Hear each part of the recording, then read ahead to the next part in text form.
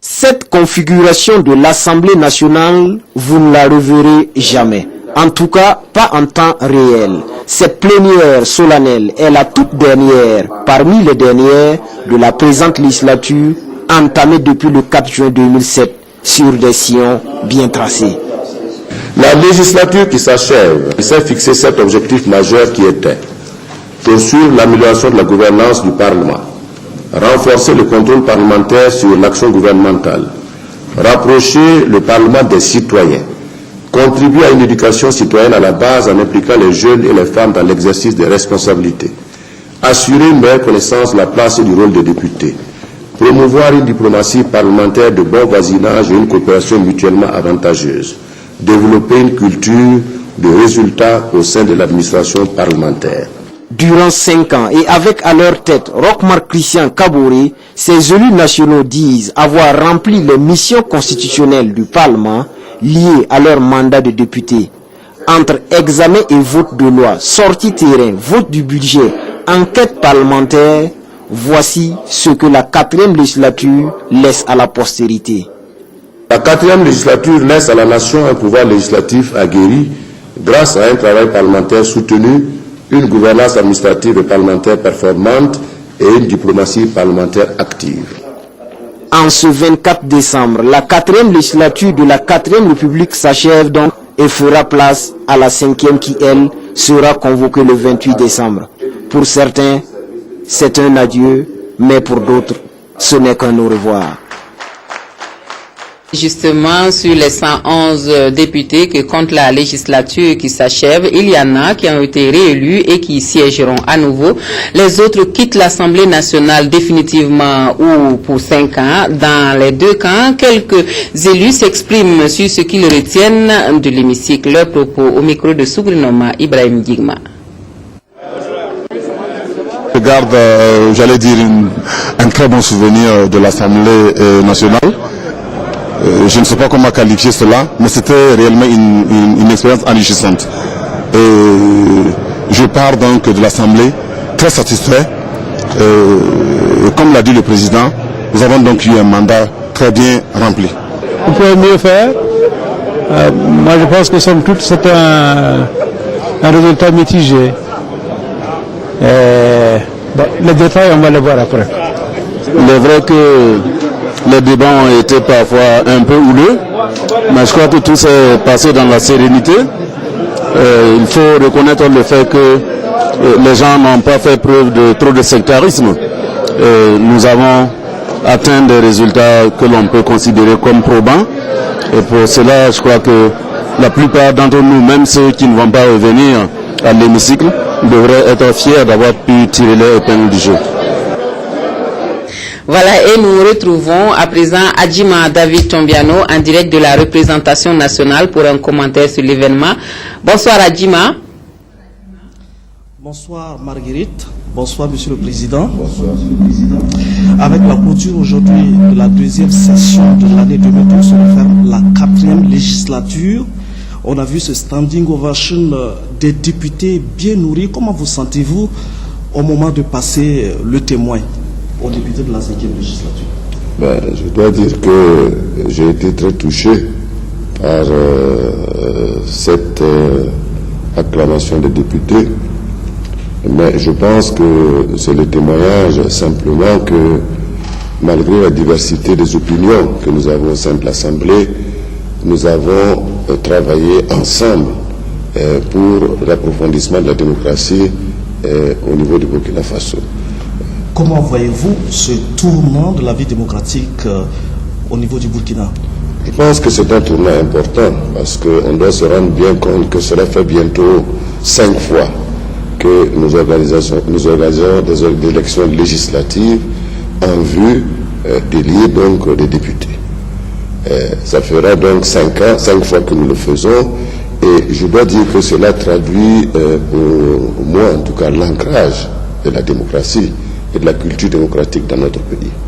C'est donc dire que lorsque nous regardons les dernières élections que nous avons connues, qui étaient des élections couplées, beaucoup se faisaient des appréhensions quant à la capacité du peuple burkinabé de pouvoir en même temps gérer des élections législatives et des élections municipales de façon simultanée.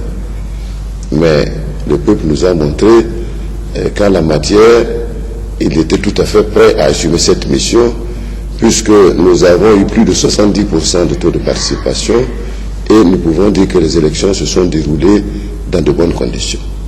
La seule tâche noire, peut-être, c'est les cas de fraude dont on a fait cas.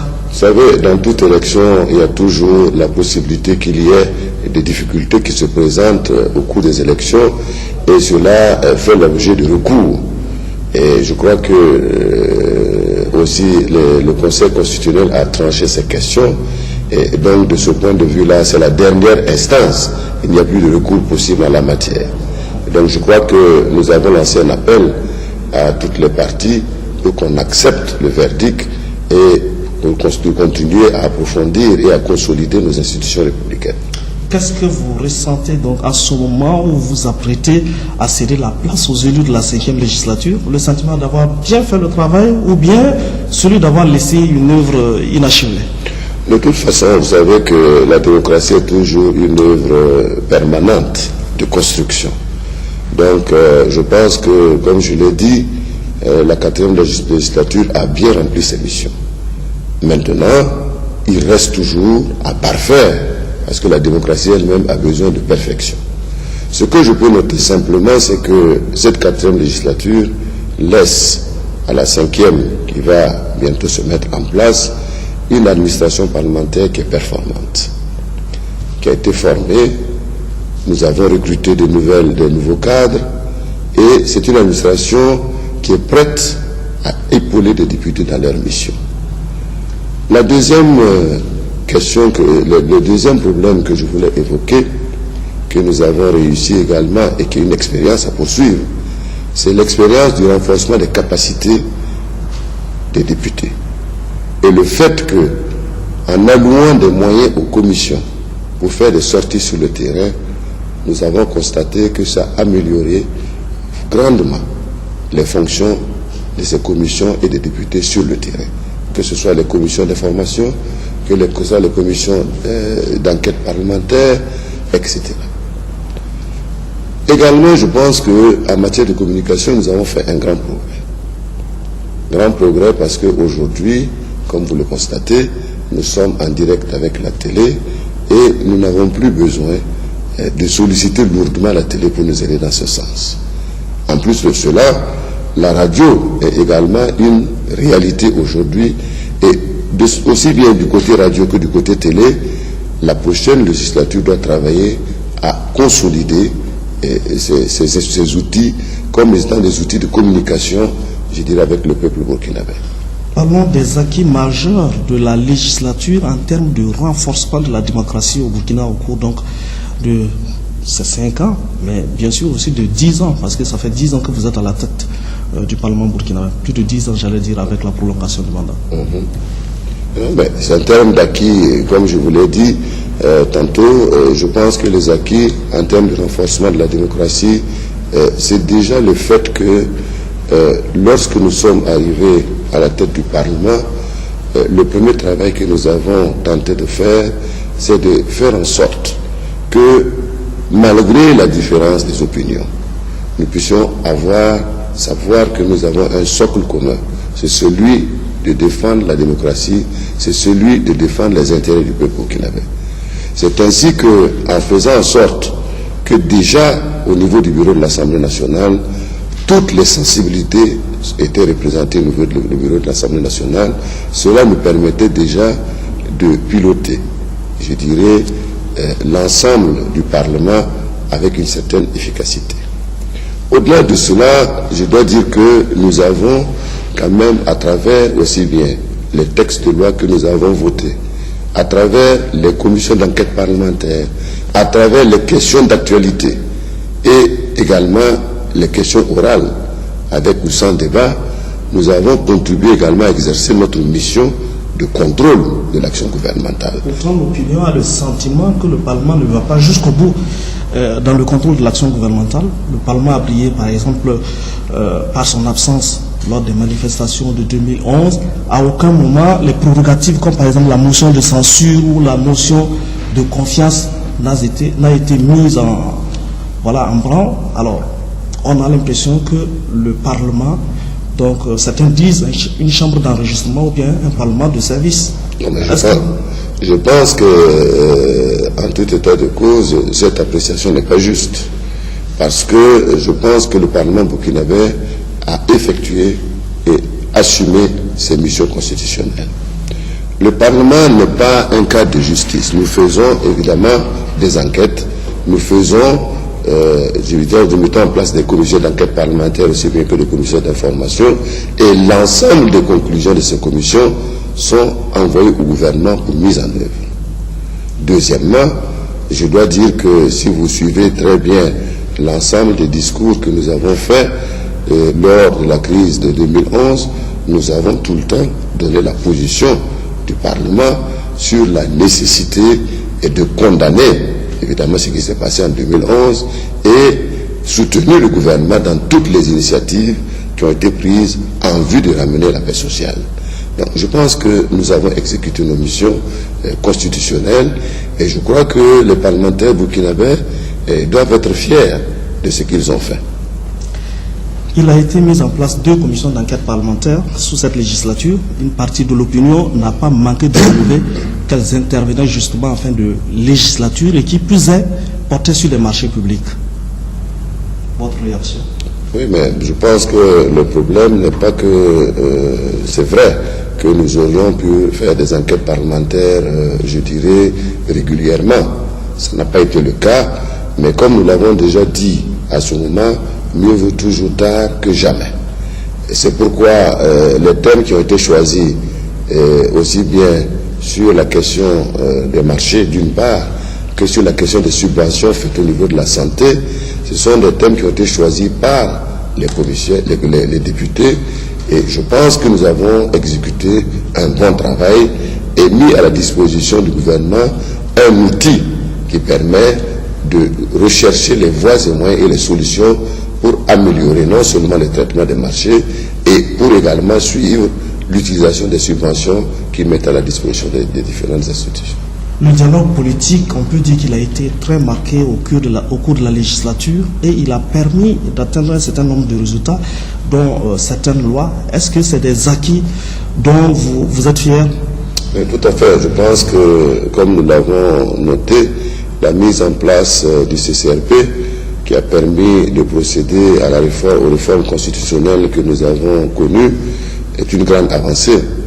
Parce que vous voyez là que désormais, il y a un rééquilibrage des pouvoirs entre le Parlement et le gouvernement. Désormais, le Parlement va pouvoir, lorsqu'un Premier ministre a été désigné par la majorité parlementaire, apprécier ce Premier ministre à travers son discours de politique générale. Si son discours de politique générale est apprécié positivement, il sera confirmé dans ses fonctions. Au cas contraire, il devra démissionner également de ses fonctions. Deuxièmement, le Parlement désormais a la maîtrise de son ordre du jour et de ses sessions. Et enfin, comme vous l'avez constaté, il y a également que le Parlement désormais donnera son avis sur les nominations des postes de responsabilité, des hautes responsabilités au niveau de l'État.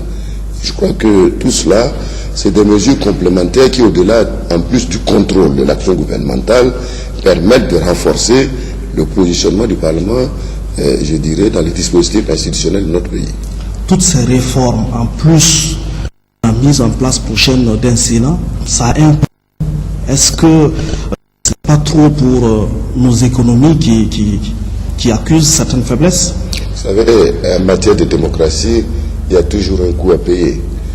Parce que je me rappelle toujours lorsque on parlait justement de la mise en œuvre de la pièce biométrique pour les élections, certains disaient, lorsque l'argument était de dire que ça coûtait cher, peut-être qu'il faut reporter, que la démocratie a un coût et qu'il faut payer le coût. Évidemment, ce coût a été payé, on a vu que c'était bénéfique dans le cadre de la transparence et de la fiabilité de la liste électorale. C'est pour dire que la démocratie a forcément un coût et la mise en place du Sénat, certainement, ça apportera un coût supplémentaire, mais ça aura l'avantage de permettre à cette chambre du Parlement de pouvoir intégrer dans les lois que nous prenons au niveau national les sensibilités des régions. Et je pense que cela est important aussi pour affiner et pour consolider les lois pour qu'elles soient plus conformes aux réalités de notre pays. Monsieur le Président, vous êtes depuis juillet 2011 président de l'Assemblée parlementaire de la francophonie, ce qui traduit le dynamisme de la diplomatie parlementaire. Le mandat court jusqu'en 2013. Comment cela va se passer concrètement puisque vous n'êtes plus député? Non, mais le mandat, c'est un mandat de Burkina Faso. Et je voudrais dire que le nouveau président de l'Assemblée nationale qui sera élu poursuivra le mandat jusqu'à son terme, qui sera au mois de juin 2013. Et cette rencontre se tiendra à Abidjan. Je pense que sur ce plan, il n'y a vraiment pas de difficulté. Et quel bilan de votre action à la tête de l'APF, l'association parlementaire francophone? C'est vrai, l'Assemblée parlementaire de la francophonie, nous avons, lorsque nous avons été élus à la présidence, dit que tout en continuant l'action de nos prédécesseurs, il nous fallait renforcer le rôle politique de cette Assemblée qui est consultative et qui est mise à la disposition de la conférence des chefs d'État. Alors, je dois dire que nous avons en tout cas engagé ce processus et c'est vrai que le mandat nous l'avons assuré pendant 1 an et demi et nous avons eu l'opportunité déjà de donner la position de l'Assemblée parlementaire de la francophonie lors du sommet de la conférence des chefs d'État à Kinshasa. Et c'était de donner notre opinion sur l'ensemble des situations aussi bien politiques, économiques et sociales que vit la francophonie. Quel est le dernier acte qui reste au président de l'Assemblée nationale que vous êtes, puisque aujourd'hui les députés, eux, ils sont arrivés en fin de mission? Le dernier acte, on l'accomplira le 28 décembre par la convocation des nouveaux élus. Le rôle du président de l'Assemblée lors de cette rencontre sera d'installer le bureau d'âge qui va conduire maintenant les opérations jusqu'à l'élection du nouveau président de l'Assemblée nationale. Donc nous accomplirons cette dernière mission le 28 décembre avant de céder officiellement, je dirais, le perchoir au nouveau président.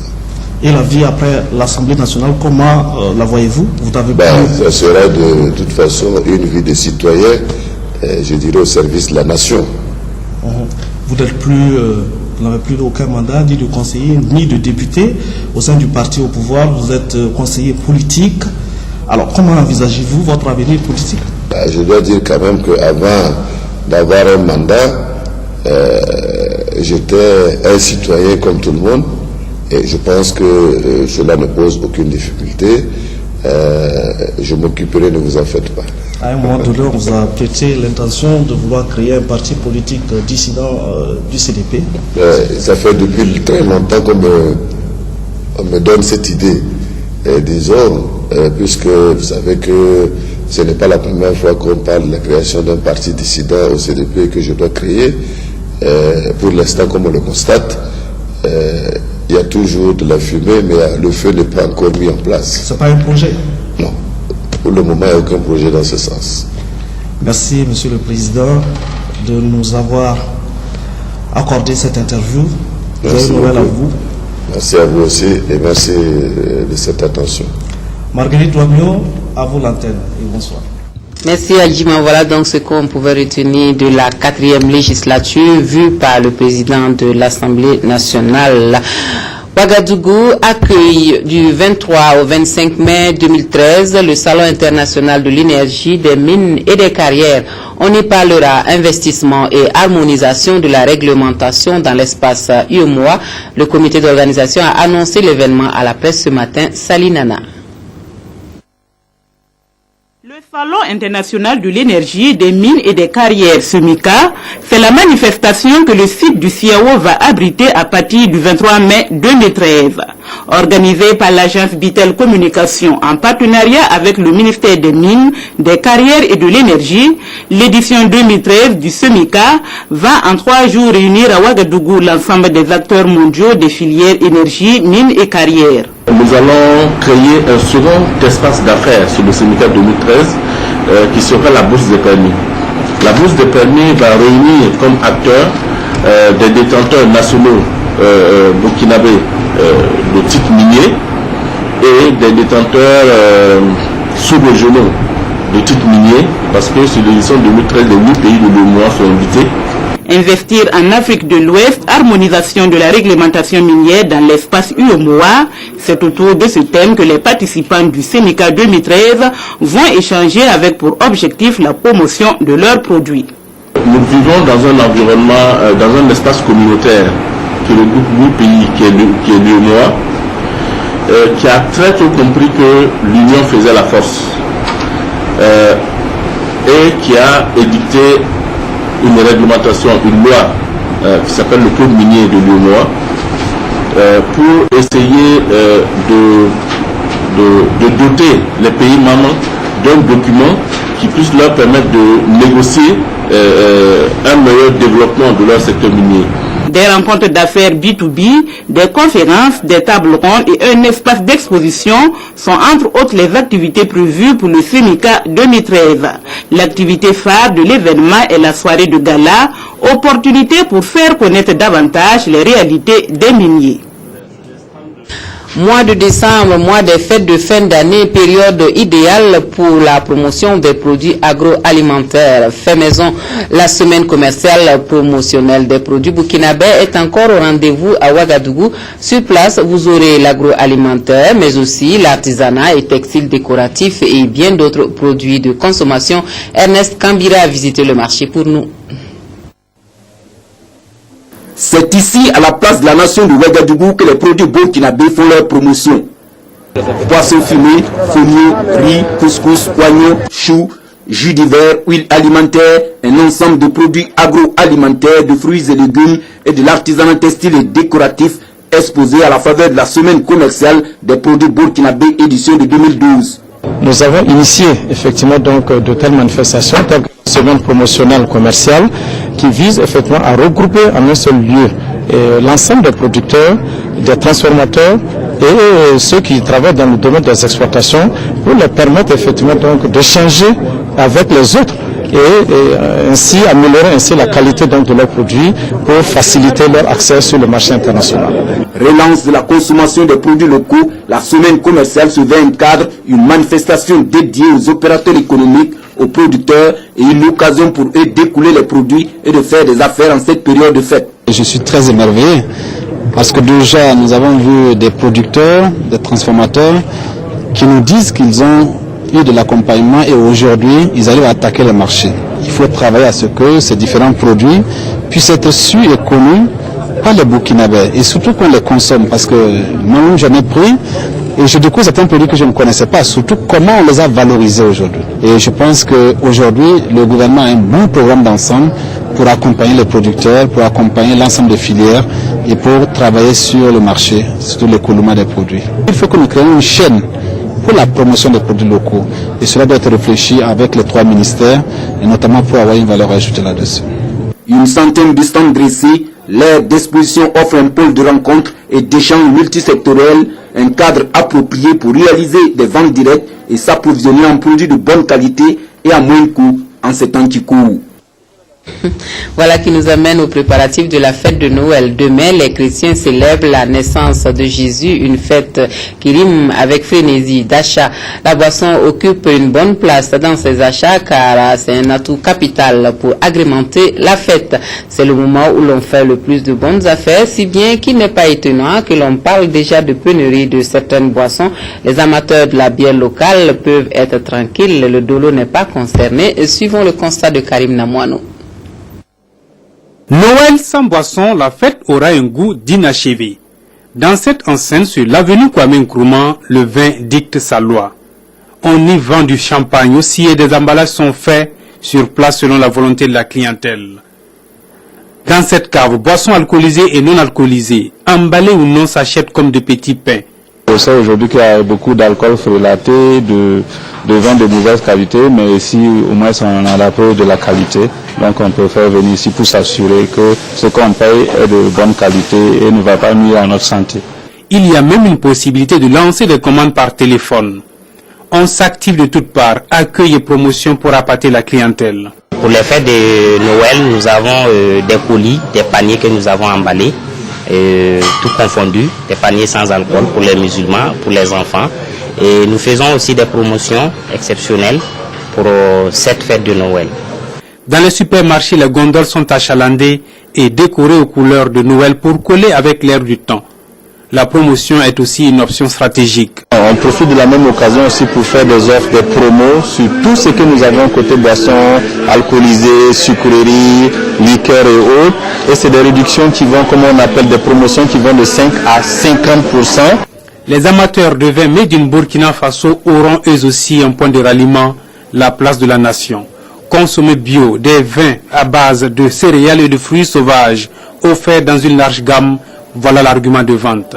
Il y a vin de Syrie, il y a vin de goyave, il y a vin de noisettes, il y a les dattes sauvages qui sont là, il y a oseille, il y a liane, oueda. Les vins made in Burkina Faso attendent de la clientèle, mais ce n'est pas le cas dans cette cave.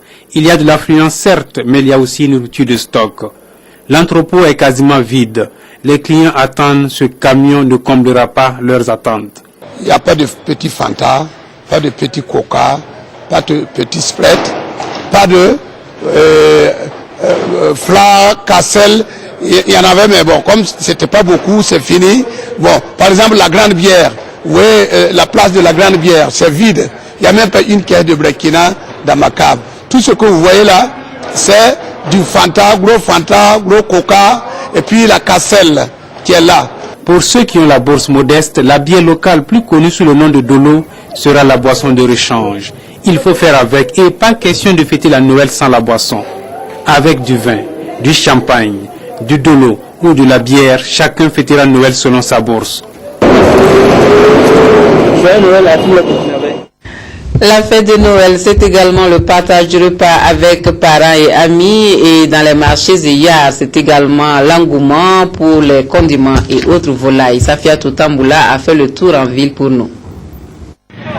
Les marchés Zeyar de la ville de Ouagadougou grouillent de monde. Ils sont pris d'assaut dès les premières heures de la matinée, ce jour, lundi 24 décembre, veille de la fête de Noël. Les citoyens et citoyennes y sont allés acheter les condiments pour le repas du réveillon et celui à partager demain avec les parents et amis. Le marché est vraiment influencé par des gens. On ne peut même pas marcher normalement. Et puis les condiments, c'est pas facile aussi. Il y a des côtés, c'est abordable, mais il y a des côtés, les commerçants ont ajouté un peu le prix pour avoir quelque chose. Je souhaite tout le monde bonne fête de Noël, que le petit Jésus qui va naître nous comble vraiment des grâces nécessaires que nous avons besoin pour notre vie de chaque jour et pour notre avancement dans la vie quotidienne. Je suis venu faire le marché pour la fête de demain. Comment le marché se présente? Est-ce que les condiments sont abordables? C'est comment? Vraiment, il y a d'autres qui ont augmenté de prix. Il y a d'autres aussi, c'est abordable. Sur le marché réservé aux Galinacés, des transactions s'effectuaient également dès les premières heures de la matinée. Je suis venu pour payer des volailles pour la famille et pour mes amis ici. D'une manière générale, c'est abordable. Compte tenu de l'inflation aussi, sur le plan national et international, on voit que c'est abordable. Nous sommes Ce sont les prix des poulets qui sont chers. Quand tu vas au village pour acheter les poulets, tu les payes à 3 000 ou 3 500 francs. En plus de cela, il faut payer le transport et entretenir les poulets. Surtout cette année, les poulets sont là. À Ouagadougou, les citoyens et citoyennes se sont rendus au marché Eyar très tôt le matin pour être sûrs d'avoir tout ce qu'ils veulent pour le repas de la fête de la Nativité. Et que serait Noël sans les cadeaux? Magasins et boutiques ne désemplissent pas ces dernières heures pour le plaisir des tout petits surtout. Et puisqu'il faut rendre les maisons agréables et accueillantes, question de décoration, il y en a pour tous les goûts et pour toutes les bourses, nous dit Sylvestre Da qui a fait la tournée des boutiques pour nous. Ouagadougou, 24 décembre, il est 11h. Nous sommes à quelques heures de la naissance du Christ et les populations s'activent pour commémorer l'événement. Au-delà de l'aspect spirituel, les festivités de Noël suscitent beaucoup d'engouement, que l'on soit chrétien ou non. Aux abords des marchés, comme ici à Rodoko, il est difficile de se frayer un passage. Même scénario dans les rayons des magasins et des boutiques. Les clients sont venus d'un peu partout pour chercher certains des objets d'ornement de leur maison et d'autres des cadeaux pour la famille, les parents, les amis et surtout pour les enfants. Je suis venu chercher quelques petites décorations pour ma maison. Des guirlandes, des sapins, des poupées, des nounous. Je suis là pour faire plaisir à mon petit. Comme c'est la fête de Noël, on essaie de payer quelque chose pour faire plaisir. Les fils varient, franchement, c'est un peu cher. Mais comme c'est les enfants, on oublie de les faire plaisir quand même. C'est une fois en passant. C'est un achat de cadeau pour ma fille. Voilà. Elle a souhaité avoir un avion. Chaque jour, elle ne parle que d'un avion. Donc je suis venu prendre un avion pour elle. C'est obligé qu'on donne les cadeaux aux enfants, sinon c'est pas, la fête là ne serait pas bien. Normalement, tous les enfants, il faut leur donner des cadeaux. En plus, madame aussi. La fête de la nativité donne l'occasion également à beaucoup d'entreprises et de sociétés de la place d'offrir des présents à leurs clients prestigieux ainsi qu'à leurs partenaires. Ces paquets, par exemple, sont des commandes d'un établissement bancaire de la place. On a une composition des différents vins. Ils font leur choix. On fait une facture pro forma pour eux. Ils font le choix. La composition des paniers, on propose la composition des paniers et en fonction des prix, ils font le choix et puis on emballe pour eux. Du fait de la forte demande, les approvisionnements des magasins ont été doublés, voire triplés.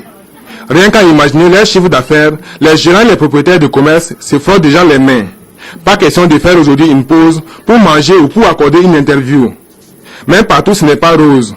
Dans certains commerces, les clients se font encore attendre. Dans ces magasins situés aux 1200 logements, il est 15 heures et les allées sont toujours désertes. Nous attendons impatiemment les clients ce soir d'ailleurs. Parce que vous savez, ici tout le monde est l'homme de la dernière minute. Et généralement, c'est à partir de 16 heures en partant qu'il y a une grande affluence chez nous. Cette année, bon, je ne sais pas il y a quel problème, quoi, mais cette année, le marché a commencé le 20 en allant. Donc, et puis comme c'est au centre-ville, je trouve qu'il y a trop d'embouteillages. Souvent les clients voient ce qu'ils veulent, mais pour arrêter même c'est très très difficile. Affluence ou pas, les vendeurs ne désignent pas sur les stratégies d'attraction des clients. Ils misent sur l'ambiance, le bon accueil et surtout la réduction des coûts des marchandises. Une chose est sûre, c'est que les magasins et boutiques vont fermer ce 24 décembre au-delà des heures habituelles. Et cette nuit, tout comme demain matin, ce que les gens retiendront de la messe de Noël, ce sont les belles chansons. Et pour aboutir à de tels résultats, il faut des longues heures de préparation. Et les enfants des cœurs vaillants et âmes vaillantes s'y adonnent à cœur joie. Viviane Tiendrebogo a suivi une séance de répétition. Plus souvent accompagnée de chants.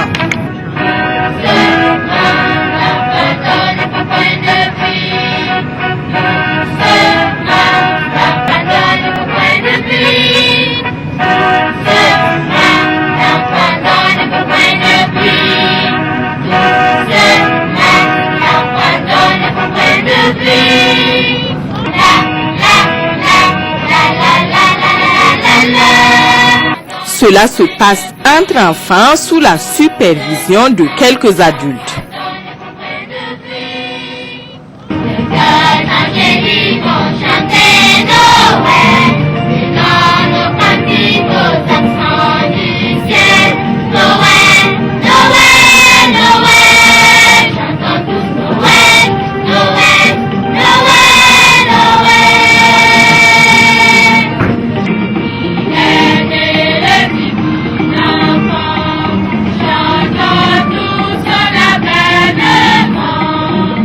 Le Père Noël est présent dans certains sketchs. Pour Noël 2012 au Sahel, il a même appris à danser au rythme du warba.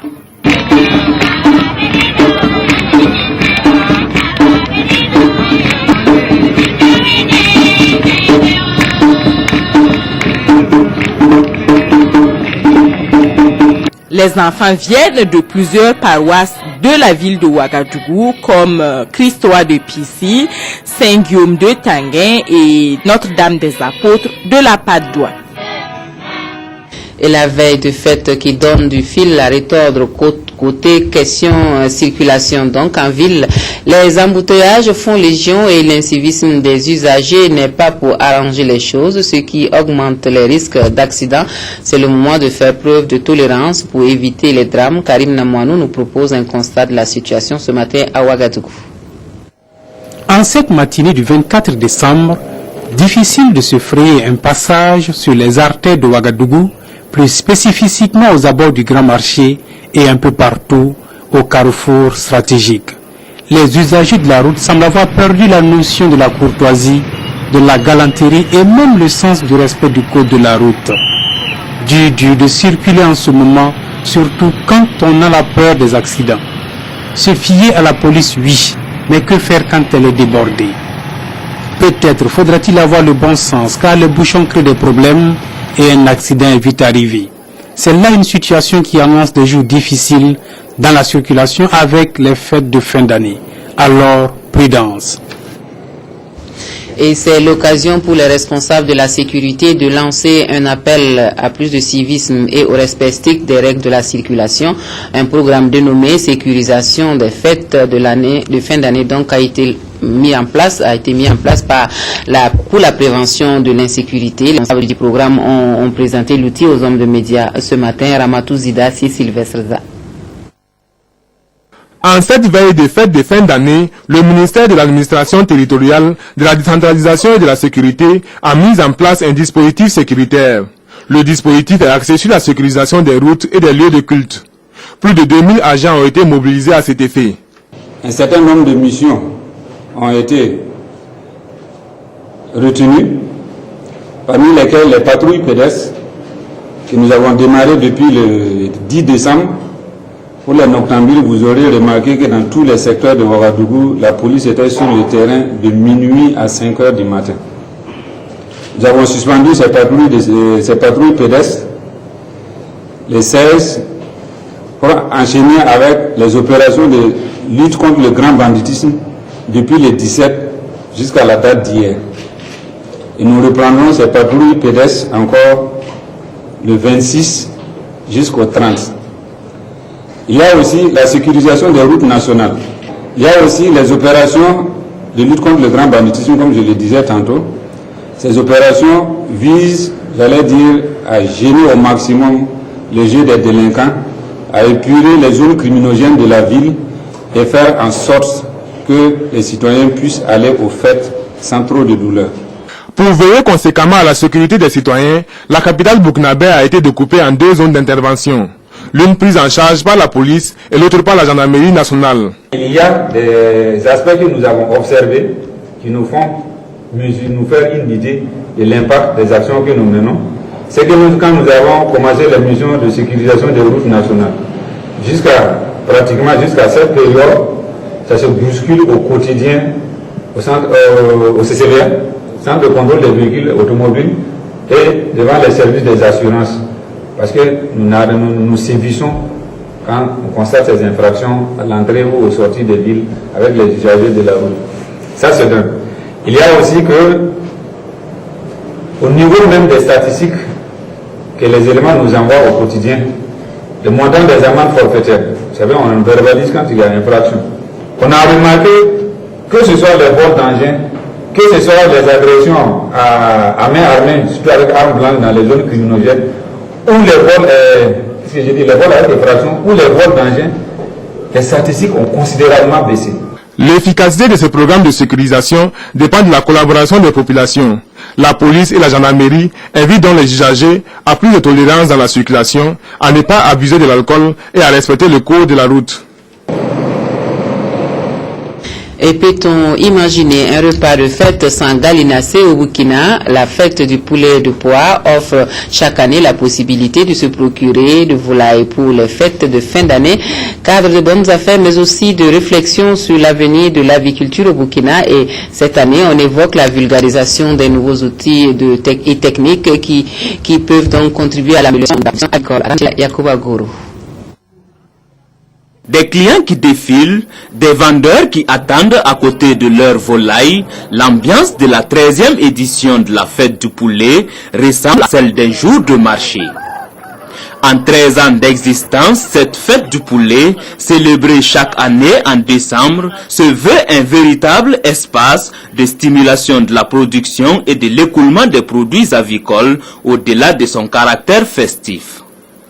Cette fête est aussi un cadre d'attraction où les grossistes, les producteurs et visiteurs se rencontrent, tissent des relations et font de bonnes affaires. Nous devons non seulement produire pour nous-mêmes les hommes, mais nous pouvons simplement faire un raccourci. Donnons notre maïs à nos poulets avant de consommer de façon indirecte ce maïs en consommant les poulets qui auront consommé. National.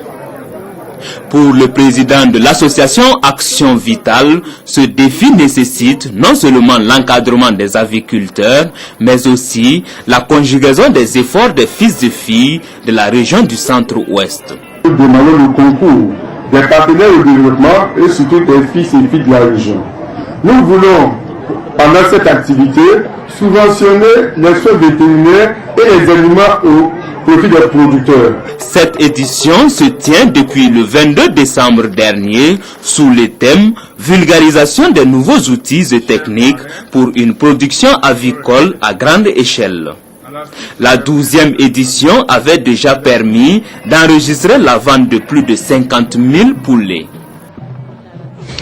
Et voilà, nous restons dans cette même dynamique pour parler du développement des petites et moyennes entreprises et petites et moyennes industries qui dépendent fortement des banques et institutions qui financent les PME et PMI. Donc, des prix ont été initiés pour les plus méritants dans le monde des finances et les meilleurs ont eu droit à leur récompense vendredi dernier. C'est la 2e édition de ces trophées aux banques et institutions financières. Amatouzida Yakuba Guru. L'espace aéré de la BCEAO a servi de cadre pour récompenser les banques et établissements qui se sont distingués dans le financement des petites et moyennes entreprises.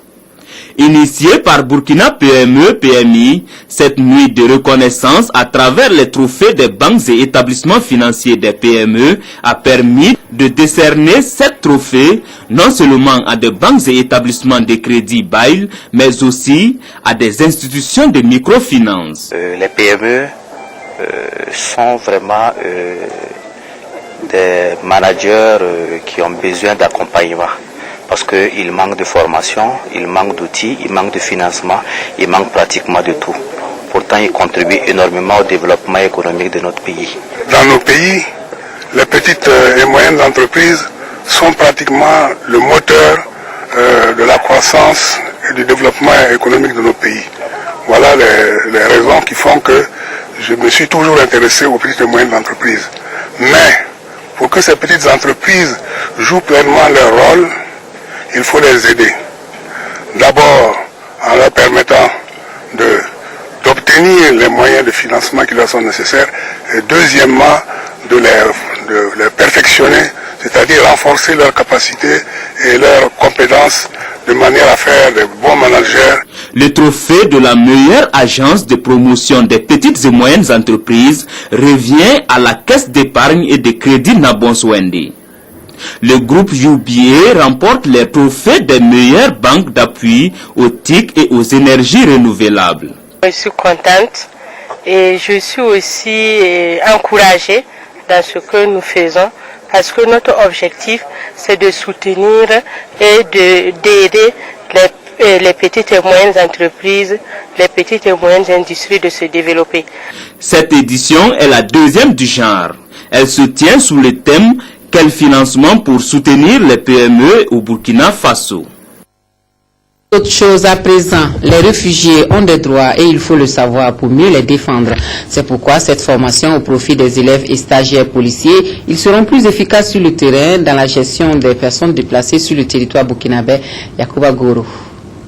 Le Burkina Faso se positionne de plus en plus comme un pays d'asile pour les réfugiés de diverses provenances du fait de sa stabilité et de son hospitalité légendaire. Aujourd'hui, il doit assurer la gestion de près de 40 000 réfugiés maliens qui séjournent sur le territoire. Cette rencontre va permettre aux futurs agents de sécurité de s'approprier les rudiments juridiques sur les droits des réfugiés auxquels le Burkina Faso a souscrit en vue d'assurer une gestion adéquate des réfugiés.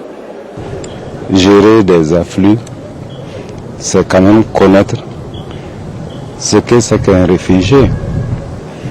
Et comment les gérer, c'est s'approprier, n'est-ce pas, les dispositions juridiques en la matière. Et vraiment, cette conférence est la bienvenue. Les principes de l'action humanitaire, la mise en œuvre effective de la protection des réfugiés et bien d'autres communications sont au programme de cette session d'échange. Une conférence qui s'inscrit dans le cadre du programme d'activité de la CONAREF, la Commission nationale pour les réfugiés. Donc il est important que dans la gestion, dans leur contact avec ce type de population, qu'ils comprennent qu'est-ce que c'est que le réfugié, quel comportement l'autorité doit avoir vis-à-vis d'un réfugié. Plus qu'une conférence, cette rencontre est un cadre d'échange, d'expérience et de connaissances entre les participants. C'est aussi une opportunité pour l'École nationale de la police de compléter la formation des élèves et stagiaires de la police. L'école Belem Tissé souffle ses 20 bougies, occasion de bilan de 2 décennies au service de l'excellence en tout temps et en tout lieu. Un moment de rétrospection pour enregistrer, pour envisager donc plus sereinement l'avenir au service d'une éducation de qualité au Burkina. On a aussi pensé aux plus démunis à cette fête qui a connu la présence d'amis venus du Ghana voisin, Ramatouzida Tanga Kafando. La présence parmi nous d'éminentes 20 ans après son ouverture, le complexe scolaire Belem Tissé fait une halte pour un bilan et se relancer dans l'avenir. Autorités, parents d'élèves, anciens élèves, élèves et enseignants, tous ont répondu présents à l'événement. En 20 ans, ce sont des milliers d'élèves qui ont été formés au travail et à la rigueur, gage de succès. Le bilan est vraiment très positif. Il y a même des élèves, les parents m'ont rapporté ça, quand ils leur disent mais il faut cesser de jouer et puis étudier tes leçons, il faut t'arrêter pour lire.